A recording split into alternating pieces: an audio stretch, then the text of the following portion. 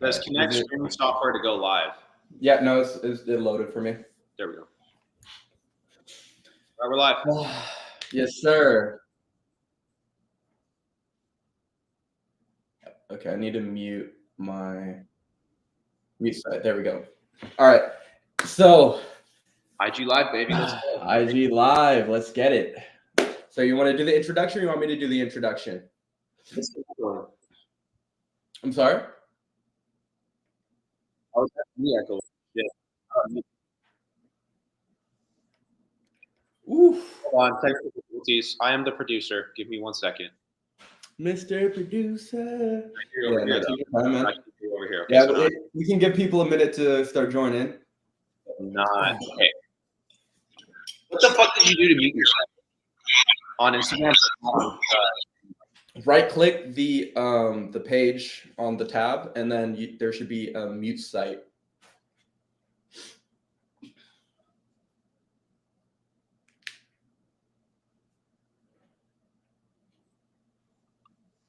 Right click.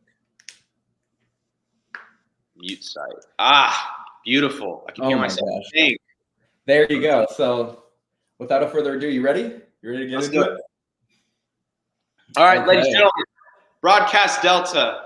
I'm your co-host, Grant.Gleason. I'm accompanied by my business partner and good friend, Aidan Newkirk. Aidan.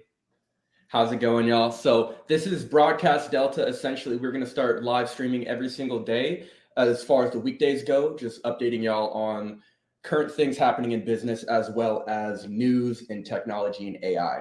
So essentially, if y'all don't know what I do, I am the founder and CEO of Process Delta, a marketing company.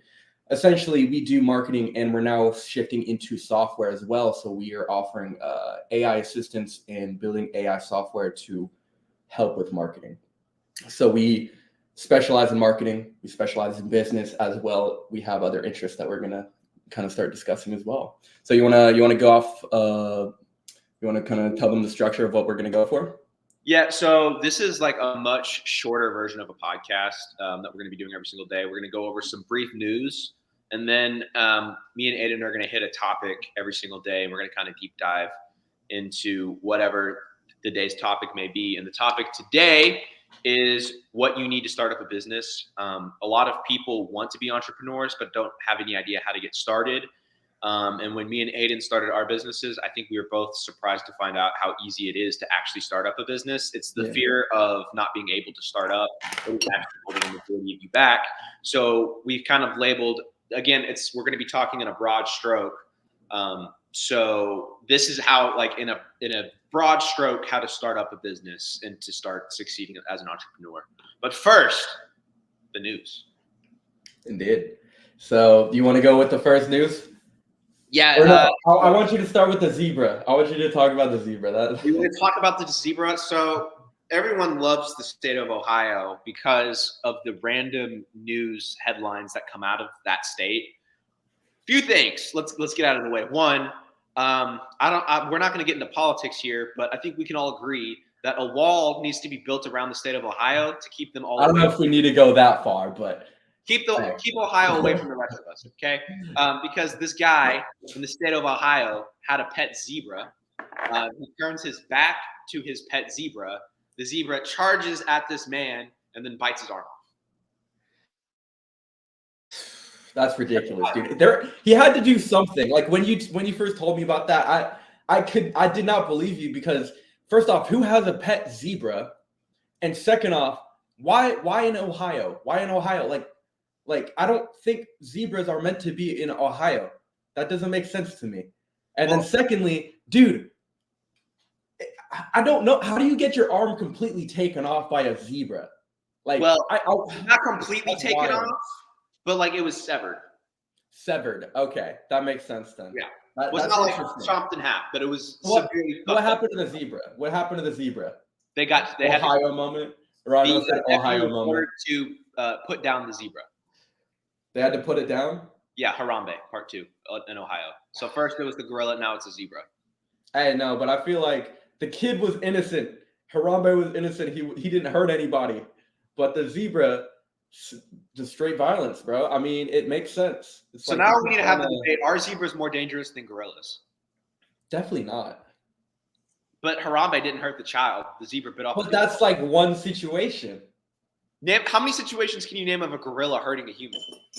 There have been more news headlines in the last 20 years of a zebra hurting a human. I haven't seen any news headlines of a gorilla. It's been completely opposite. I don't know where you're getting your news from, dude. Okay, I heard about Harambe just from being alive and existing, just from circulation in social circles, right? No, the gorilla didn't hurt anybody. And in my 23 years of life, I have never been approached with a news story of someone going, "Hey, yo, did you hear about the gorilla attack?" But for some reason, in my 23 years of life, I have now heard about a zebra attack in the state of Ohio. So now I'm wondering, are zebras more dangerous than gorillas? But that doesn't make sense. I don't know. It's like you got to understand that I feel like zebras are less. See, zebras aren't prey. I mean, they are prey. They are not predators.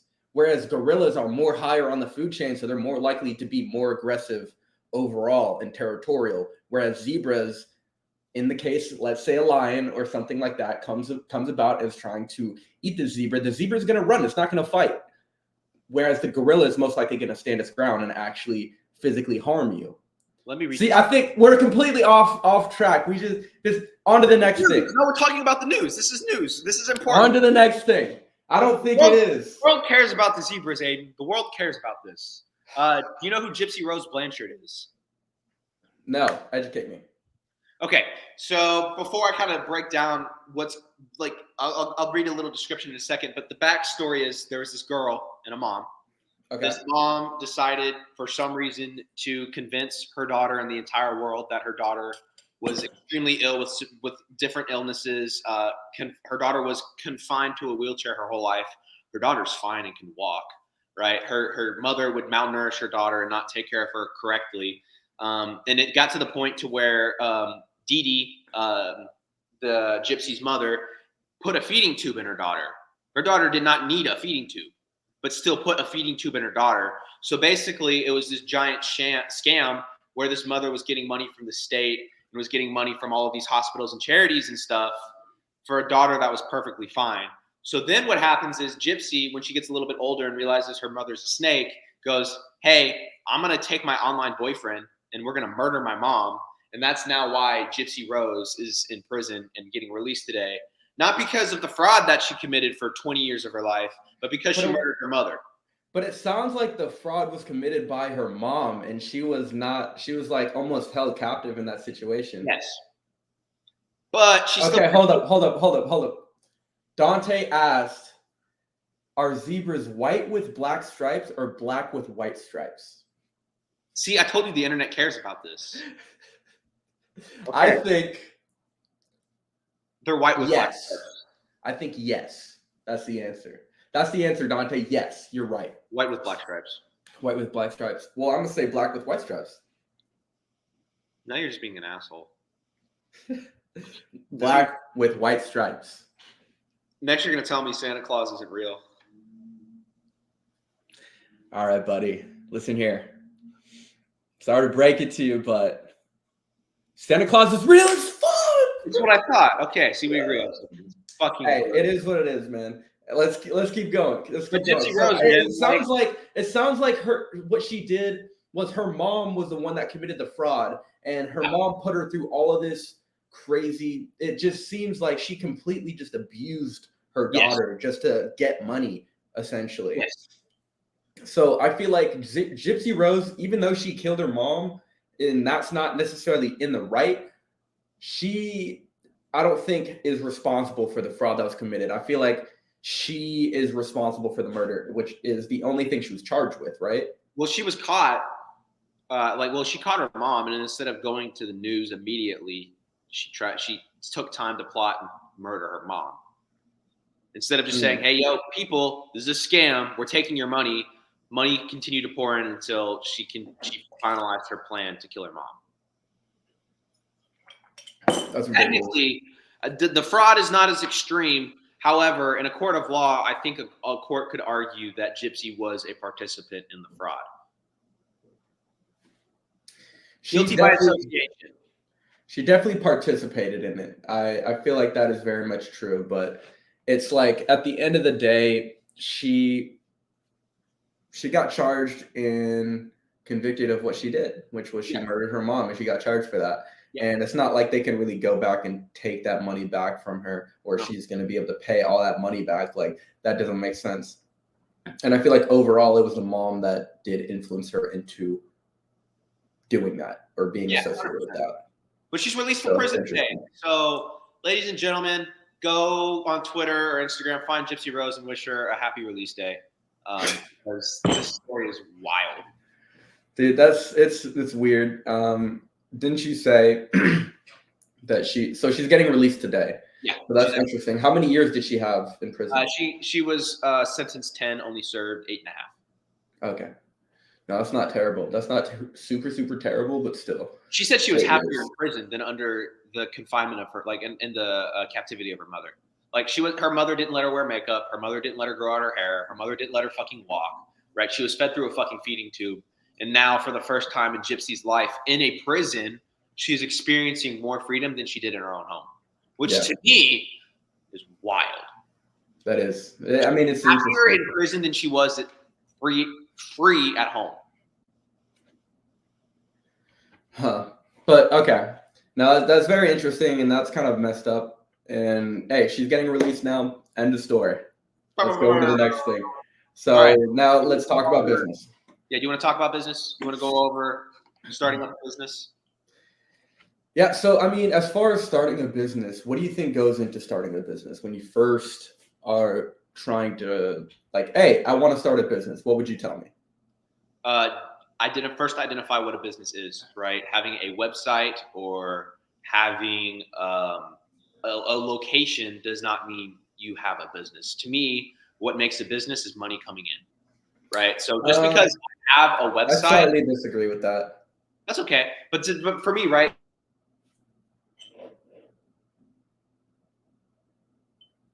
You cut out that point, but okay, you cut out for like a long ass time. Okay, so basically, what makes a business owner is I have money coming in the door. I have been deemed valuable by the market. I have a service or a product that is valuable. Now I have a business, right? But on the flip side, I can be a 15-year-old kid that doesn't know anything about business. That's like, I want to make some money. So I'm going to start a clothing brand. I'm going to make a website and I'm going to buy stock. And I'm going to put that stock and list it on a website. But are you a business owner if you just spend a bunch of money on a website and clothes and never sell anything? No. So is money coming in what makes you a business? Yes. All right. So now you need to identify, okay, so I don't want to just be a business owner. I want money coming in the door. So then you have to identify what are skills that I have that I can charge people for that add value to their lives. Identify what you're good at, and then the skill that you can charge for. Does that make sense? It does, yeah. I agree with that. I think that's very true, because the way that I see it is, first, you, like you said, I mean, you don't necessarily have to understand what a business is first, but essentially all it is, like you said, is just the movement of money and being where the money is moving. So with that, you have to understand what skills you have currently and how you can capitalize and make money off of those, off of those skills that you have. And by being able to understand the skills you have, profit from the skills you have, and sell your services, now you are providing something to the market that is valuable and deemed valuable. Therefore, people will spend money on it because you solve a problem. See, the biggest thing is you have to have a skill set that solves a problem. The bigger problem that you're able to solve, the more money you can charge for what it is that you do. Exactly. So with that, you have to be able to actually know what skills you have. If they aren't valuable enough to actually make a good amount of money off these, then you will have to then learn how to gain these skills. But once you do have these skills, then you have to understand how to make people understand that you have these skills and you're willing to offer what you do to these people. Does that make sense? Sure. So let's build off of that for a second. So you said, I really, really like what you just said. You're solving a problem. You're charging for solving that problem, for eliminating an issue in somebody's life. So let's, for some people here that aren't as entrepreneurial minded or don't necessarily have an idea how to translate a skill to solving a problem. Let's give them a few scenarios of things that we've done in our careers where we're like, all right, we're going to offer this skill to solve for this problem. So what are things that we do in Process Delta and services that we offer in Process Delta that solve problems in other people's lives and businesses? Okay, so first off, the first thing that I can really think of is social media management, because it can be a tedious task for somebody, a business owner or a content creator or an influencer, to actually be able to control their social media and stay consistently posting in order to actually grow and gain the traffic that they are looking for to actually be able to elevate themselves through social media, whether it be make more money or build a community, right?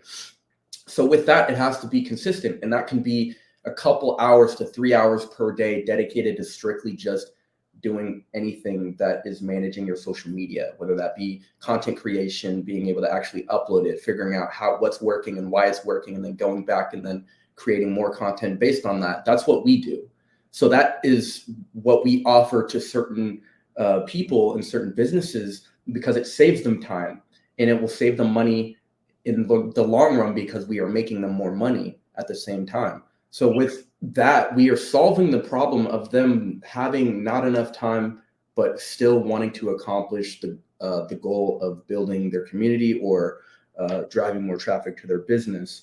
So if you are able to provide a service to people to solve a problem, whether that be save them time or save them money, if you can save them time and save them money by solving a problem, there is no way you're not going to be able to charge a high price, and there's no way people aren't going to be begging you to work with them.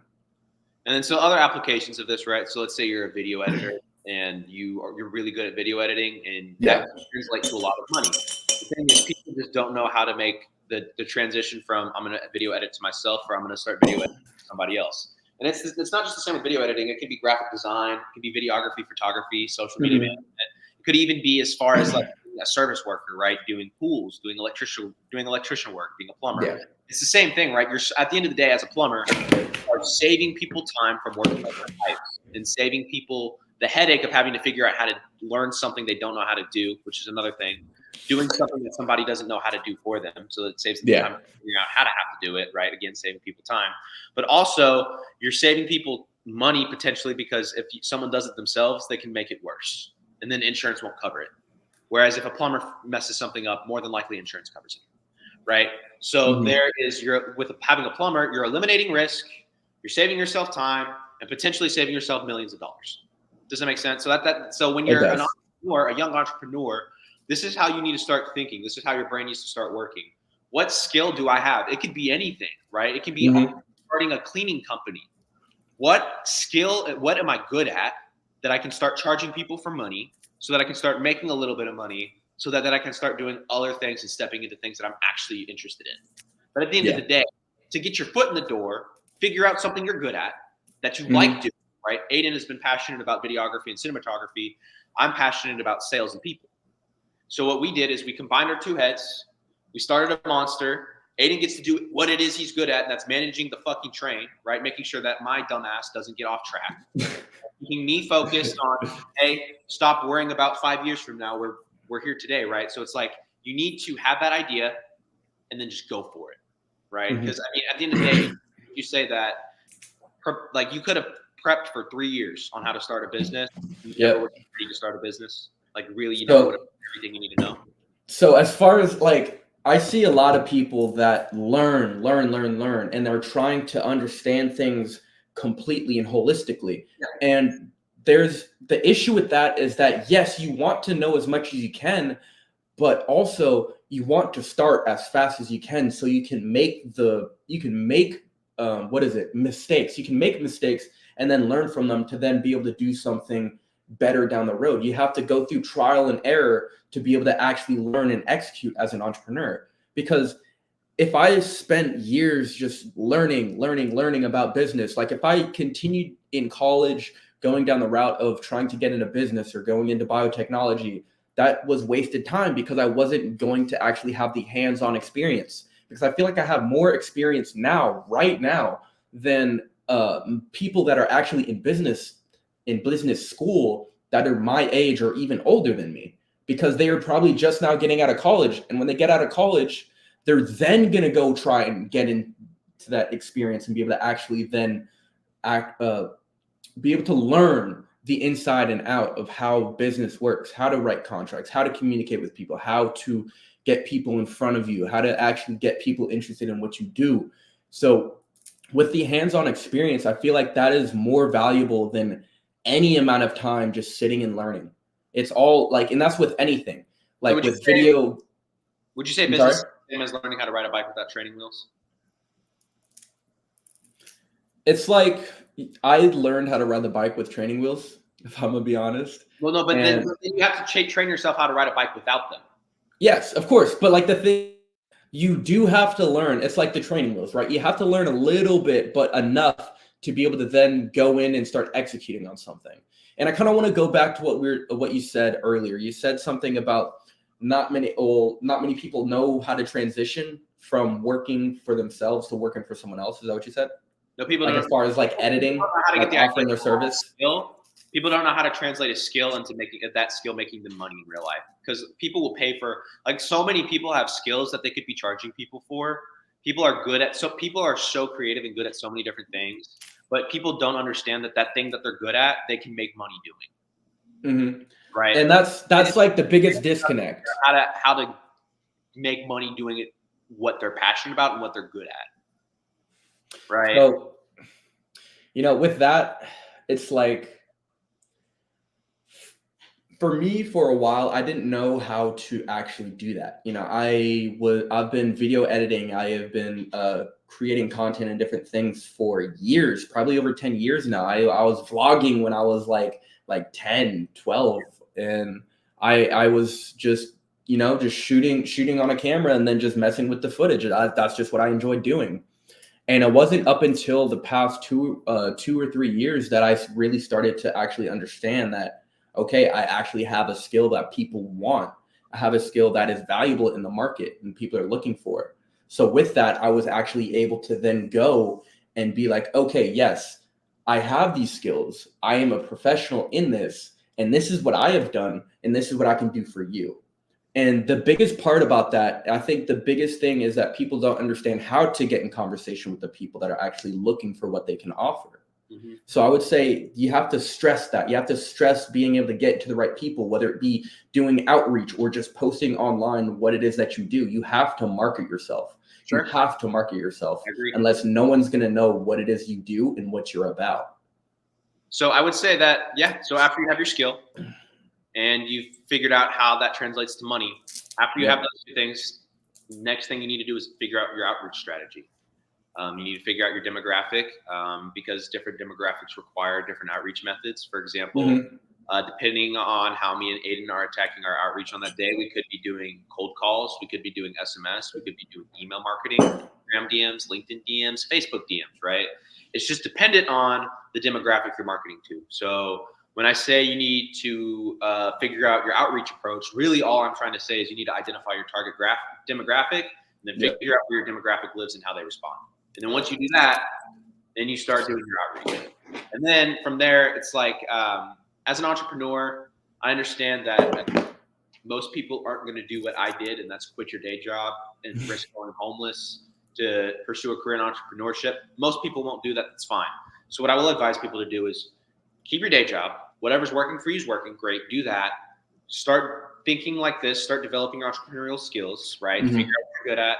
Get your skill, right? You have your skill. Okay. Now you figured out how to make money with that skill. You can do outreach on the side, right? When you're on your regular work, send out a few DMs. Yeah. It just easily just text. Send out a few emails. That's all it takes. You just need one client to basically, like, most people don't understand. When you start a business, it just takes one client to basically replace the income of whatever job you have. And that's the most powerful. That's probably the most powerful thing you've probably said, man. It just takes one. It really just takes one client, and then you are able to then step into that business owner and entrepreneur like lifestyle where you aren't going and having to work every single day, a 9-to-5 job that isn't necessarily what it is you want to do every single day and you're not passionate about. Once you figure out what it is that you are able to offer and the skills that you offer, and you're able to then get in front of those right people because you do the right things, like you said, it just takes one. And then that one leads to two, two can lead to four, and it exponentially grows from there. Exactly. So it's like once you identify your demographic, from there, that's when you need to develop your KPI, right? That's when you need to determine how many cold calls are you going to have to make to get that first client. How many texts are you going to have to send out? How many emails are you going to have to send out? How many DMs are you going to have to send out?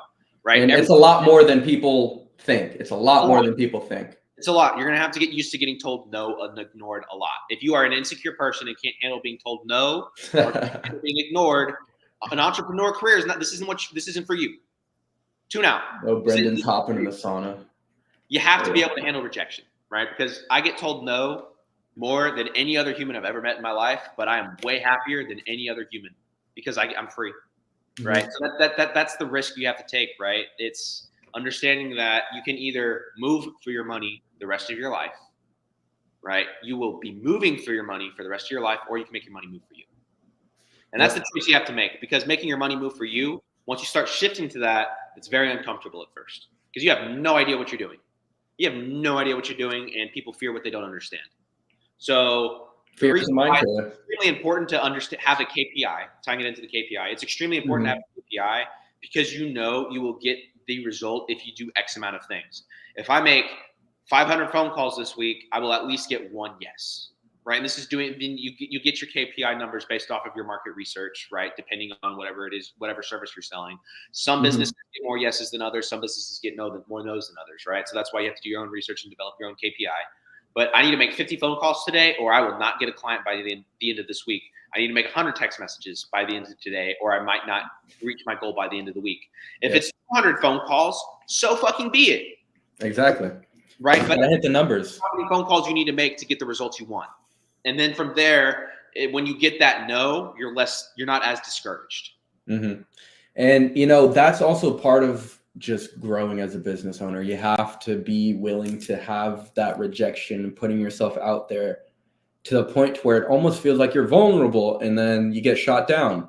It is discouraging. It is like no one that has gone through that is ever going to say it's comfortable or they enjoyed it. But no, it's like I learned from it, and I've moved forward, and that allows you to then go into that next meeting or that next conversation with a potential client with more confidence, because you know what didn't work. So you've gone back to the drawing board and you are trying to formulate something that does work. It's all about trial and error, trying to figure out what works and what doesn't work so that you can perfect what it is that you're trying to do. And then, so once you have your KPI, you're right. All right, I need to make X amount of DMs, phone calls, text messages a day. Then you need to do what you say you're going to do. You need to honor your word, and you need to honor your word. If you say you're going to make 100 phone calls every single day, make 100 phone calls every single day. And then when eventually you get a client, which you will, I promise you, if you stick to your KPI, you will land a client at some point. The thing is, you just have to honor your word, do what you say you're going to do. And then when you do land the client, again, you have to honor your word and do what you say you're going to do. Because when you're in the startup phase, you have no rapport, right? People are taking a chance on you. Regardless of how good you are, you don't have a rapport, right? I can't tell you to go talk to other clients I've serviced and be like, yeah, my results speak for itself. You can't say that yet. So when you say for us, when we're a marketing agency, when we say we're going to make X amount of posts for you, we're going to shoot with you for X amount of hours a month. If we don't do that, we're not going to land another client. And we're going to lose the one client we have. So once you have your KPI, from there, all you have to do is honor your word, and your business will start up itself, essentially. The thing is, people tell themselves stories, people lie to themselves and make excuses, and that's why. Sorry, you cut out. Through, it is what they said they were going to do. No, that makes sense. And, at the end of the day, it really is just a learning experience. You just have to do your due diligence and really first try and understand just a little bit about what you're doing, just enough to be able to just set those dominoes up in the right way. And remember, just to hit those KPIs. You need to know more than the person you're selling to. Yep. So as a digital marketer, I don't need to know everything about social media. I just need to know more than the person I'm selling to. That's it. It's so much more. People overcomplicate it in their brains. I promise you, the thought of starting up a business, if me and Aidan decided to scratch process Delta and do something completely different, the startup phase would take us maybe a few hours. Like the planning stage would take us a few hours. And then we would be within 4 hours, we'd be starting outreach. Yep. It is. Exactly. Planning We stage. would know our ICP. We would understand our demographic, our ideal customer personas. We'd know exactly where they are at and how to be able to get in conversation with them. We know exactly what it is that we need to offer to them because this is what they're looking for, as well as how to actually convince them to get in conversation with us. Right. And we're able to do that. When you understand all of that, it doesn't take long. You can even use ChatGPT to assist you in that. Like using AI and leveraging AI is the most important thing that you can do nowadays if you actually want to start working in business. It can be literally your glorified executive assistant if you do it in the right way. And these are all things we're going to teach you. Understand this. Me and Aidan are going to give you our brains and give you everything we know. We're going to give to you guys. So Aidan is going to be teaching a lot more about AI. He's the AI wizard. So if you want to learn from the wizard, follow Aidan. He knows all the AI stuff, especially on LinkedIn. Aidan gives out so many resources and so much good information on AI and how you can implement it into your business. I highly suggest you go follow Aidan on all of his socials if you want to learn more about AI, because artificial intelligence is the future. If you start a business and you're not finding a way to integrate artificial intelligence with your business, unfortunately, you're going to be left in the dust. And people like me and Aidan are going to eat you for breakfast. It's unfortunate, but that's the truth. So if you want to be a part of the future and not left in the dust, go follow Aidan on all of his stuff and learn about AI and educate yourself and follow us on our journey. Yep. And we're going to continue to share everything we know with you guys. Do you have any? Do we have any cleanup to do here? Did we leave anything hanging? I don't know if we did. I think we can. If anybody has any questions, we can kind of answer a few questions real quick and then kind of just wrap it up, man. Any questions real quick from anybody in the chat? We'll wait here for a few seconds. And tomorrow, we're going to be talking about how to approach sales. We've talked about outreach and that it's really simple to start outreach, but like in order to start outreach. But we're going to kind of give you like a little bit of a blueprint on, all right, these are some scripts you can use for this. This is like, we're going to basically give you our sales approach for how we do outreach. So hopefully you can implement that into your business. And then we didn't go live on YouTube today. We will be live on YouTube. And our Podcast Delta, is going to be dropping tomorrow morning. So make sure you're part of that. I don't see any questions in the comments. Yep. No, I think we're good. I think we can wrap it up. What do you need to start? What do you need to start? An iPhone. That's it. An iPhone. All you need is just pretty much an idea and a skill set and a phone to be able to execute. Literally, that's it. That's how. Because like if you think about it this way, you can outsource any service to anyone else. All you have to do is be the middleman. Let's say you don't have a skill set, but people are looking for something. People are coming to you and asking you like, hey, can you do this thing? It's like, no, I don't have that skill. I can't. What you could do is be like, yes, let me do this for you. And then what you do is you outsource this work to somebody on Fiverr or Upwork. This doesn't work with certain industries and certain niches, but if you find the right thing, like video editing, you can hire a video editor on Upwork or Fiverr to create short form content. And now you have a short form content agency. All you're doing is just getting clients, servicing the clients through the editors. And you're just giving the editors the footage and the different things to use to actually create the videos. Does that make sense, Alan? I started my first business with an iPhone SE, bro, with a home button. Oh my gosh. That's how SE?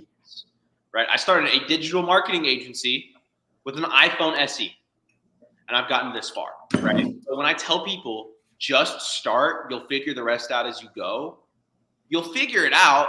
But if you're waiting to make money to buy a camera and then you have to buy your editing software and then you have to learn how to use it all, it's going to be 3 years before you actually start ending up a business. And guess what? Now I have an established business and all of your clients are my clients, and you're not actually going to find clients because they work for me now. Mm-hmm. And that makes sense. You know, it's, oh man. Like, start it up, or me and Aidan are going to take your clientele. Understand this. We're saying. Teaching you so that you can be a part of it, or we're going to take your clientele. Straight up. You got to make it happen sooner rather than later. Well, let's wrap it up here, Grant. We're almost at 35 minutes. It's been a good conversation, and Tomorrow, 11 a.m. on Instagram Live and YouTube Live, we're dropping our 11 a.m. CST. 11 a.m. CST. So 9 a.m. if you're in California, and that's going to be noon if you're on the East Coast. And then podcast dropping tomorrow. Follow us on all of our socials. We're going to continue to do this every single weekday and try to provide as much value for you guys as possible. Aidan, close us out. I appreciate your time. I appreciate everything that you've said, Grant. I feel like it's been valuable to a few people in here that have potentially had ideas of becoming an entrepreneur. I feel like we definitely had a good conversation. And this has been Broadcast Delta, episode 1. Episode 1 of Podcast Delta is going to be dropping tomorrow at 11 a.m. CST. As well, we will be live streaming once again at 11 a.m. CST tomorrow. And the podcast is talking about AI ethics. So stay tuned for that, and we will see y'all later. See you tomorrow. Peace out.